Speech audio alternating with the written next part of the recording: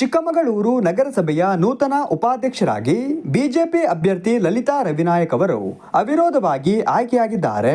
ವಿವಿಧ ಪಕ್ಷದ ಮುಖಂಡರು, ನಗರಸಭೆ ಸದಸ್ಯರು ನೂತನ ಉಪಾಧ್ಯಕ್ಷರಿಗೆ ಹೂಗುಚ್ಛ ನೀಡಿ ಅಭಿನಂದಿಸಿದರು. ಬಳಿಕ ಮಾತನಾಡಿದ ನಗರಸಭೆ ನೂತನ ಉಪಾಧ್ಯಕ್ಷರಾದ ಲಲಿತಾ ರವಿನಾಯಕ್ ಅವರು, ನನ್ನನ್ನು ಆಯ್ಕೆ ಮಾಡಿದ ಪಕ್ಷದ ಹಿರಿಯರಿಗೆ ಹಾಗೂ ನಗರಸಭೆಯ ಎಲ್ಲ ಸದಸ್ಯರಿಗೆ ತುಂಬ ಹೃದಯದ ಧನ್ಯವಾದಗಳನ್ನು ಸಲ್ಲಿಸುತ್ತಿದ್ದೇನೆ.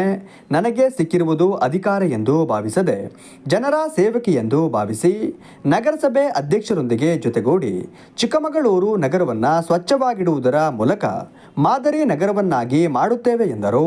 ಎಲ್ಲರಿಗೂ ನಮಸ್ಕಾರ.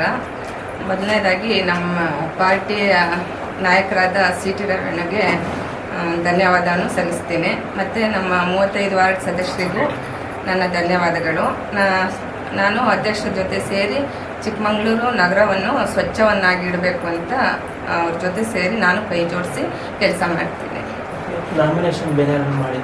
ಯಾರು ಮಾಡಿಲ್ಲ, ಅವಿರೋಧವಾಗಿ ಆಯ್ಕೆ ಆಗಿದ್ದೀನಿ.